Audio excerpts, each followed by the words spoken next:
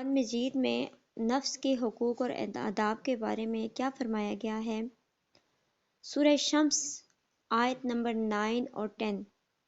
قد افلح من زکاہا وقد خاب من دساہا، اور جس نے اپنے نفس کو پاک رکھا وہ مراد کو پہنچا، اور جس نے اسے خاک میں ملا دیا وہ خسارے میں رہا۔ اور اس کے علاوہ مزید فرمایا گیا سورہ اعراف آیت نمبر 40 سے لے کے 42 تک۔ بے شک جو لوگ ہماری آیتوں کو جھٹلاتے ہیں اور ان سے تکبر کرتے ہیں، ان کے لیے آسمان کے دروازے نہیں کھولے جائیں گے اور نہ بہشت میں داخل ہوں گے یہاں تک کہ اونٹ سوئی کے ناکے میں سے گزر جائے، یعنی یہاں تک نوبت آ جائے کہ سوئی کے ناکے میں سے اگر اونٹ بھی گزر جائے تب بھی ان کے لیے آسمان کے دروازے نہیں کھولے جائیں گے اور یہ بہشت میں داخل نہیں ہوں گے۔ کون سے لوگ؟ جو اللہ پاک کی آیتوں کو جھٹلاتے ہیں اور ان سے تکبر کرتے ہیں۔ اور اسی طرح ہم مجرموں کو سزا دیتے ہیں، ان کے لیے نیچے آتش کا بچھونا ہوگا اور اوپر سے اوڑھنا بھی اسی کا ہوگا، یعنی کہ آگ کا ہی ہوگا۔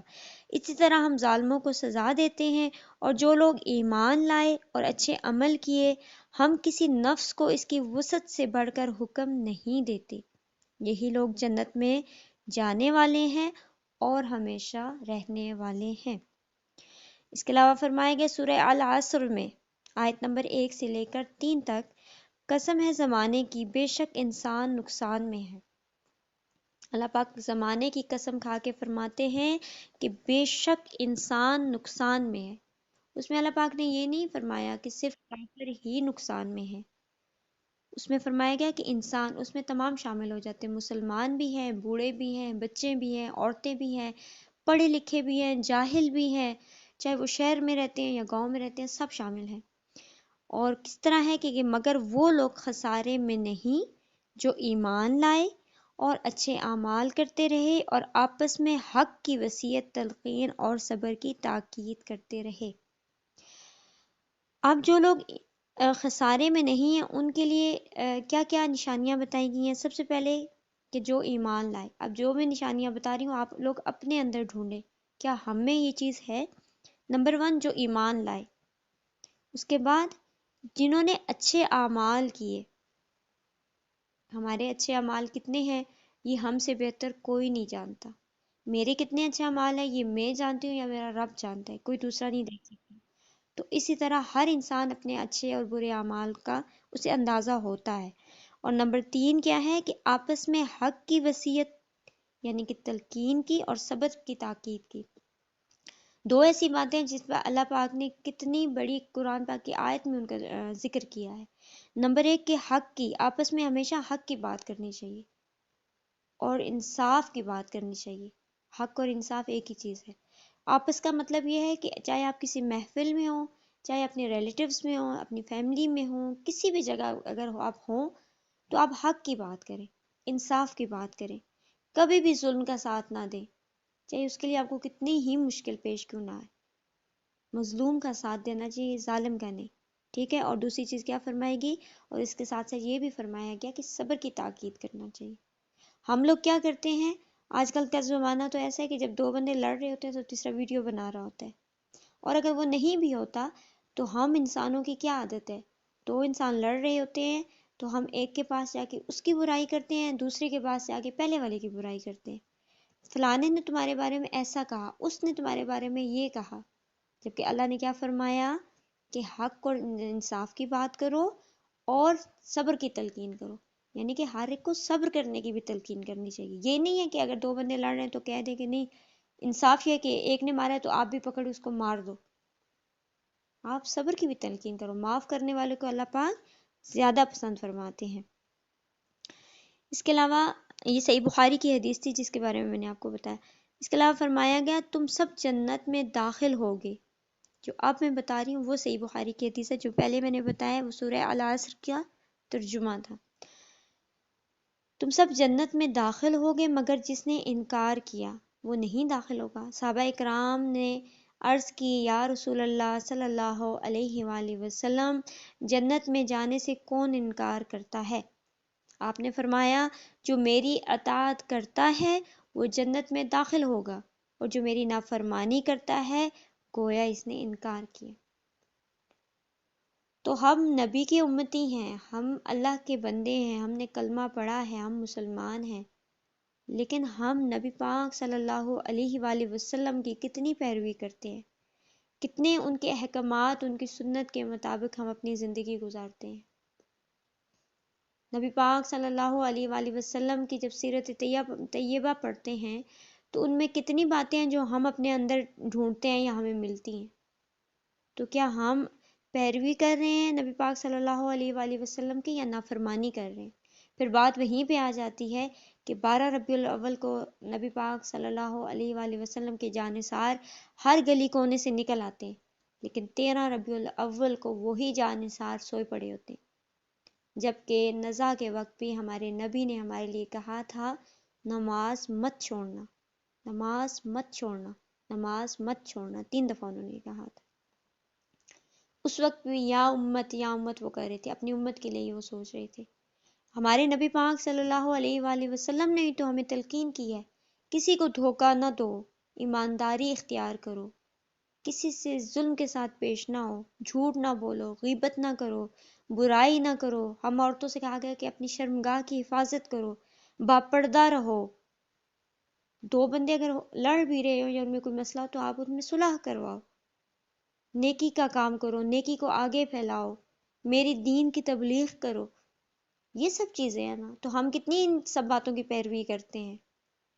کہنے کو تو ہم مسلمان ہیں، ہم کلمہ پڑھتے ہیں، ہم نماز بھی پڑھتے ہیں، لیکن ہمارے دل کتنے صاف ہیں، ہماری نیتیں کتنی صاف ہیں، ہمارے عمل جو ہم کرتے ہیں کیا ہمیں پتہ ہے کہ وہ آگے قبول ہو رہے ہیں؟ ان چیزوں کو سوچنا چاہیے جہاں پہ ہم اپنے نفس کی اصلاح کر سکتے ہیں۔ اس کے علاوہ صحیح مسلم کی ایک اور حدیث میں فرمایا گیا کہ سب لوگ صبح کے وقت نکل کر اپنی جان کا سودا کرتے ہیں، کوئی تو اسے آزاد کراتا ہے اور کوئی تباہ و برباد کرتا ہے۔ ہر مسلمان اس بات کا یقین کرتا ہے کہ نفس کی پاکیزگی ایمان اور عمل صالحہ سے ہوتی ہے۔ کس سے ہوتی ہے؟ ہمارے نفس کی پاکیزگی کس چیز سے ہوگی؟ ہمارے نفس کی دھلائی کس سے ہوگی؟ ہمارا نفس پاک کس چیز سے ہوگا؟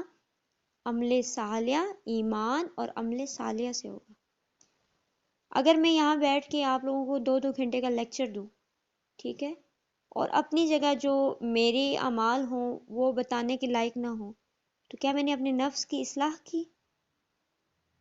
اور ایک حدیث ہے جو یہاں پہ میں بتاتی چلوں، یہ جب سے میں نے پڑھی ہے تو میں نے کہا کہ ہم لوگ یہ سوچتے ہی نہیں کہ ہمارے عمل قبول ہو رہے ہیں کہ نہیں، کہ قیامت والے دن جب وہ گروہ اٹھایا جائے گا جو دنیا میں دین کے کام کرتے رہے ہیں، اچھے کام کرتے رہے ہیں، لیکن جب ان کو سامنے لایا جائے گا تو نہ اللہ پاک فرمائیں گے ان کے تمام عملوں کو ضائع کر دیا جائے۔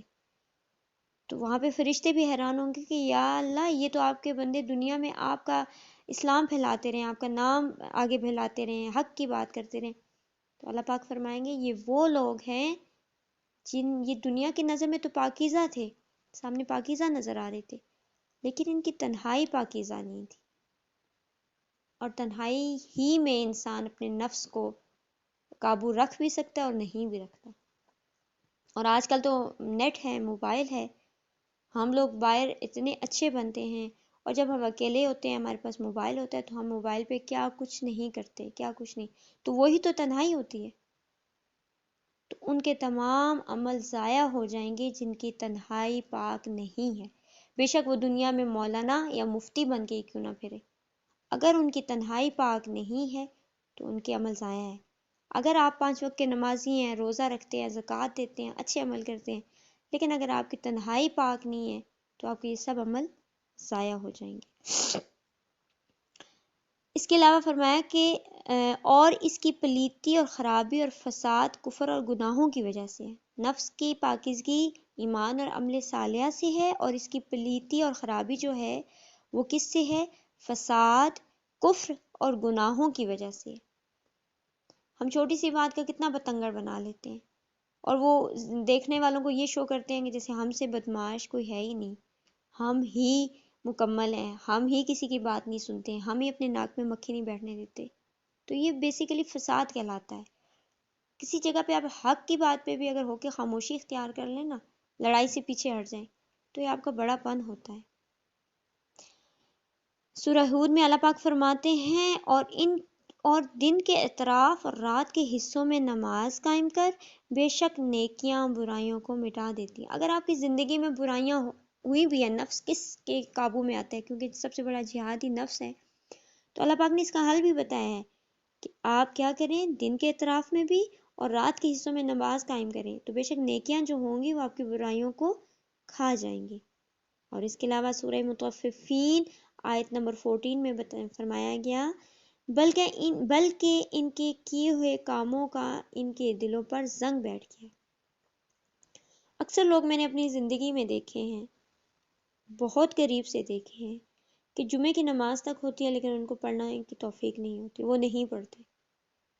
5 وقت اللہ کا بلاوا آتا ہے، حی علی الصلاۃ حی علی الفلاح، لیکن وہ نماز نہیں پڑھتے، ایسے اگنور کر دیتے ہیں جیسے ہم اللہ کے بندے ہی نہیں۔ تو اللہ پاک نے ان کے کاموں کی وجہ سے ان کے دلوں پہ زنگ لگا دیا ہوتا ہے۔ انسان اپنے دین سے اور اللہ کی خوشنودی سے دور کیسے ہوتا ہے؟ اپنے گناہوں کی وجہ سے۔ جب وہ گناہ پہ گناہ کرتے جاتا ہے تو جو یہ آپ کا نفس ہے، یہ ایک شیشے کی طرح ہے، اس پہ میل جمتی جاتی ہے، گناہوں کی جمتی جاتی ہے، اور آخر کار آپ کو نظر آنا بند ہو جاتا ہے کہ صحیح کیا ہے، غلط کیا ہے، ہم اپنے لیے صحیح کیا کر رہے ہیں اور غلط کیا کر رہے ہیں۔ اور یہاں پہ مین پوائنٹ، جو ہماری جنریشن ہے، جو ہمارے بچے بڑے ہو رہے ہیں، تو ہم بڑے جو ہیں سب سے بڑے قصوروار ہیں کہ ان کے نفس کے شیشے کو ہم بچپن سے دھندلا کر دیتے ہیں۔ کیسے کر دیتے ہیں؟ ہم بچوں کو صبح 6 بجے اٹھائیں گے کہ آپ نے اسکول جانا ہے، چاہے وہ روئے پیٹے جو مرضی، لیکن ہم ان کو نماز کے لیے نہیں اٹھائیں گے کہ ان پہ فرض ہے۔ 7 سال کے بعد بچے کو کہنا سٹارٹ کریں، 10 سال تک اس کی روٹین بن جائے گی، اور 10 سال کے بعد اس پہ سختی کریں، لیکن ہم نہیں کرتے۔ ہم ٹیوشن پڑھاتے ہیں، جب مار کے ان کو کہتے ہیں کہ آپ کو انگلش نہیں آتی، آپ کو اردو نہیں آتی، آپ کو میتھس نہیں آتی، لیکن ہم نے یہ کبھی نہیں سوچا کہ کیا بچے نے عشاء کی نماز پڑھی، کیا بچے نے مغرب کی نماز پڑھی؟ تو وہ تو ایک صاف اور شفاف شیشہ ہوتا ہے بچہ، تو اس کو دھندلا کون کرتا ہے؟ ماں باپ کی روٹین، گھر والوں کی روٹین، ماحول کی روٹین، یہ سب چیزیں اس کو دھندلا کر دیتی ہیں۔ اور پھر جب آپ کہتے ہیں نا 15 سال 16 سال تک بچہ پہنچ جائے کہ بچہ نہیں سنتا، بچہ نہیں مانتا، بچہ اس راستے پہ ہے، اور ماں باپ تو یوں بے فکر ہو جاتے ہیں جیسے ان کی کوئی غلطی ہی ان پہ نہیں ہوتی۔ وہاں یہ سوچنا بھول جاتے ہیں کہ 3 سال تک بچے کو نہیں سمجھ ہوتی نا کسی چیز کی، 3 سال کے بعد بچے کی تربیت کا پوائنٹ سٹارٹ ہو جاتا ہے۔ تو کہاں پہ آپ نے ماں باپ نے محنت کی اپنے بچے کی تربیت میں دینی لحاظ سے؟ اگر آپ نے تربیت ہی نہیں کی، آپ نے اس طرف رجحان ہی نہیں بڑھایا، آپ نے ماحول ہی نہیں بنایا، ہر کھانے کے بعد ایک روٹین انسان بنائے، جب ہم کھانا کھاتے ہیں رات کو عشاء کے ٹائم، تو 5 منٹ ماں بیٹھ جائے یا باپ بیٹھ جائے، کوئی حدیث سنا دے، کوئی اللہ کی بات سنا دے، تو آخر کرتے کرتے اگر پانی کا ایک قطرہ گرتے گرتے پتھر پہ سوراخ کر سکتا ہے، تو کیا ہم اپنے بچوں کو نہیں اتار سکتے؟ اور اینڈ میں ہمارے ماں باپ، زیادہ تر ماں باپ سے سننے میں آتا ہے کہ جی آج کل کے بچے تو سنتے نہیں ہیں۔ آج کل کے بچوں کو آپ نے قرآن سے نزدیک کیا، حدیث پڑھ کے سنائی، نبی کی جو رہن سہن کا طریقہ تھا وہ سنایا؟ ہمارے نبی تو اپنے جسم پہ پیوند کپڑوں پہ لگا کے وہ گزارا کرتے تھے، لیکن ہم اپنے بچوں کو برانڈڈ سوٹ پہناتے ہیں، ہم کہتے ہیں چھوٹی دکان سے نہیں لینا۔ اس کے لیے یہ اچھا ہے۔ اور سب سے بڑی چیز جو مجھے کھٹکتی ہے کہ ہم اپنے بچوں کا ڈریس بہت غلط یوز کرتے ہیں، اسپیشلی بچیوں کا، ہاف سلیو، سلیو لیس کہ بچیاں ہیں۔ جب آپ شروع سے ان کو فل کپڑے پہنانا سکھائیں گے تو وہ آٹومیٹکلی 10 سے 12 سال کی عمر میں جا کے وہ ہچکچا جائیں گی کہ ہم سر سے دوپٹہ نہ اتاریں، ہم اپنے آپ کو کور کر کے باہر نکلیں۔ لیکن اگر آپ شروع سے پینٹ شرٹ اور سلیو لیس کپڑے اور اسکرٹس پہنائیں گی تو 10 سے 12 سال میں اس کے اندر ایک بیج پیدا ہوگی، وہ پودا بننے لگ جائے گا کہ میں نے ایک فیشن کرنا ہے، میں نے اپنے آپ کو بناؤ سنگار کر کے گھر سے نکلنا ہے، میں نے معاشرے میں، سوسائٹی میں اپنے آپ کو ایک الگ منفرد بتانا ہے۔ تو یہیں پہ تو ہم اپنے جسموں کی نمائش کرتے ہیں۔ اور کل میں نے کیا بتایا تھا کہ قیامت والے دن 4 سوال کون سے ہوں گے جن کا جواب دیے بغیر انسان اپنی جگہ سے نہیں ہل سکے گا، اور اس میں سے آخری سوال کیا تھا کہ ہے انسان تم نے اپنے جسموں کو کہاں استعمال کیا؟ تو جسموں کا استعمال کرنا صرف زنا کے اس میں زمرے میں نہیں آتا، اپنے آپ کو جسم کو پیش کرنا، اپنی نمائش کرنا، اپنے آپ کو بے پردہ کرنا بھی ان سب چیزوں میں آتا ہے جسم میں۔ اس کے علاوہ فرمایا کیا آگے، سنن ابن نسائی کی حدیث ہے کہ مومن جب گناہ کرتا ہے تو اس کے دل پر ایک سیاہ دبا بن جاتا ہے۔ اب یہ چیز بڑے غور سے اپنے اندر نوٹ کیجئے گا کہ مومن جب گناہ کرتا ہے تو اس کے دل پہ ایک سیاہ دبا بن جاتا ہے. اگر توبہ کرے اور اس سے باز آ جائے تو اس کا دل صاف ہو جاتا ہے، اور اگر گناہ میں بڑھتا رہے تو سیاہ دبا اس کے دل پر حاوی ہو جاتا ہے. اور یہ وہی زنگ ہے جس کا اللہ نے اپنے درجہ ذیل فرمان میں تذکرہ کیا ہے. کس میں؟ سورہ مطففین میں، کہ نہیں بلکہ ان کے کیے ہوئے کاموں کا ان کے دلوں پر زنگ بیٹھ گیا ہے. اور فرمان نبوی ہے، ترمذی کی یہ حدیث ہے کہ جہاں بھی ہو اللہ سے ڈر اور برائی کے بعد نیکی کر، یہ اسے مٹا دے گی. اگر آپ سے بھول چوک میں کوئی برائی ہوئی بھی ہے، ٹھیک ہے، ہو جاتی ہے، اگر آپ سے آپ کو نہیں پتہ لگتا یا آپ کے نفس آپ کے کنٹرول میں نہیں ہوا، تو آپ ہاتھ بڑھا کے نیکی تو کر سکتے ہیں نا. اس میں تو اپنے آپ اپنی جان لگا سکتے ہیں، اپنی روح لگا سکتے ہیں. تو کیا فرمایا کہ جہاں بھی ہو اللہ سے ڈرو اور برائی کے بعد نیکی کرو، یہ اسے مٹا دے گی. اور لوگوں کے ساتھ اچھے اخلاق کا برتاؤ کرو. اب مجھے نہیں پتا کہ یہاں سے کون سے سسٹر ہیں جو ڈسکنیکٹ ہوئی ہیں.